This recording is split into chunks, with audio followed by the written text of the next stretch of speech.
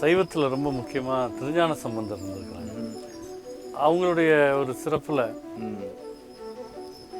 அவங்க திருமணம் ஆகிற போது நல்லூருங்கிற ஊரில் திருமணம் நடக்கிற போது அதில் கலந்துக்கிட்ட 4000 பேருக்கும் ஒரே நேரத்தில் முக்தி கொடுத்தாங்க அப்படின்னு வரலாறு சொல்லுது. ஒரே நேரத்தில் ஆயிரக்கணக்கான பேருக்கு முக்தி தர்றதுங்கிற ஒரு பெரிய விஷயம் எப்படி நடந்திருக்கும்? அதை பற்றி ஏதோ ஒரு கவிதை இருக்குது. நான் தமிழில் கவிதை படிக்கலை. சரி. இன்னொருத்தர் யாரோ சுந்தரமூர்த்தி நாயன் யாரோ ரொம்ப கஷ்டப்படுறாங்களா, என்ன அந்த கல்யாணத்துக்கு இன்வைட் பண்ணலையே? அந்த கல்யாணத்துக்கு வந்திருந்தா எனக்கும் கிடைச்சது. ஆமாம், எனக்கு ஒரு இன்விடேஷன் வந்திருந்தா நானும் போயிருப்பேன். இது இப்படி முடியுமா? கட்டாயமாக முடியும். இப்போது இங்கே நம்மக்கிட்ட எவ்வளோ பேர் இருக்கிறாங்க. இந்த முக்தி சாதனையில் இருக்கிறவங்களுக்கு ஒரு நிலைக்கு வந்துட்டாங்கன்னா நாம் என்ன பண்ணுவோம்னா, அவருக்கு பலவிதமான ஒரு தடை போடுவோம். என்னத்துக்குன்னா, அவர் வயசு இருக்கிறவருக்கு அவர் உடல் இருக்கட்டும்ன்ற நோக்கத்தில்.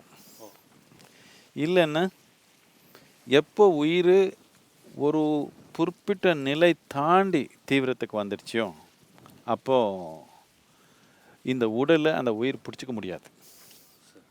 எந்த நோயும் இருக்க தேவையில்லை, எந்த ஹார்ட் அட்டாக் ஆக தேவையில்லை, ஒன்றும் தேவையில்லை. எப்போ இந்த உயிருடைய தீவிரம் ரொம்ப ஒரு உச்சி தாண்டி போயிடுச்சோ அப்போது இந்த பொருள் உடலை அதை பிடிச்சிக்க முடியாது, அது தானாகவே வெளிநோக்கி போயிடும். இதுக்கு நான் முக்தின்னு சொல்லுவோம், அந்த மாதிரி தீவிரத்தில் போயிடுச்சுன்னு. இல்லை ஒரு வயதான மனிதன் எதுக்கு இருக்கிறாங்கன்னா, எந்த ஒரு காரணம் இல்லாமல் இருப்பாங்க.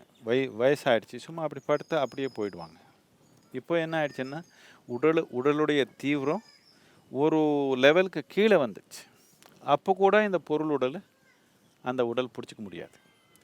அது ஒரு குறிப்பிட்ட தீவிரத்தில் இருந்தால் மட்டும்தான் இந்த உடல் கூட இந்த உயிர் ஒட்டிக்க முடியும்.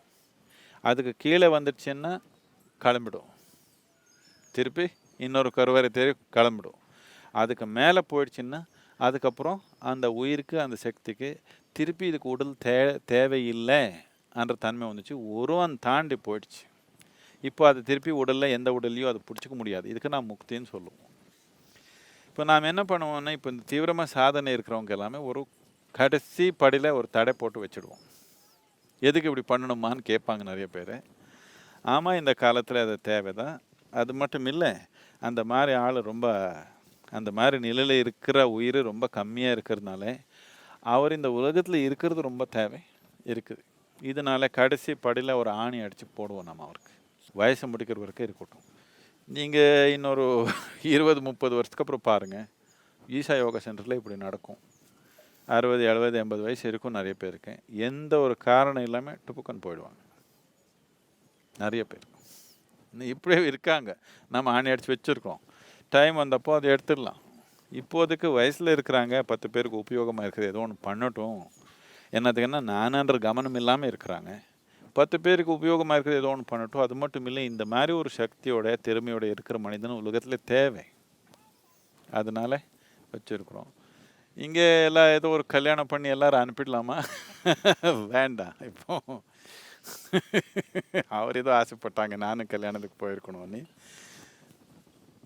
இங்கே கல்யாணம் இல்லை, அவர் ஒரு டைமுக்கு அனுப்பிடலாம். கட்டாயமாக முடியும். கூட்டத்தில் அப்படி பண்ணுறது முடியும். அது ஒரு பிரமாதமான நிகழ்ச்சி. ஆனால் இப்போ சமூகத்தில் நடந்தால் எந்த மாதிரி புரிஞ்சுக்குவீங்க? ஏதோ விஷம் போட்டாங்கன்னு நினச்சிக்குவாங்க. அப்படி 1000 பேர் ஒரே நாள் உயிர் விட்டாங்கன்னா இது ஏதோ விஷம் போட்டாங்க, எந்த செக் பண்ணி எந்த விஷயம் இல்லைன்னா ஏதோ நமக்கு தெரியாத விஷம் போட்டிருக்காங்கன்னு சொல்லுவாங்க. இந்த மாதிரி மனநிலை இருக்கிறப்போ அந்த மாதிரி சூழ்நிலை எல்லாம் வேண்டாம்.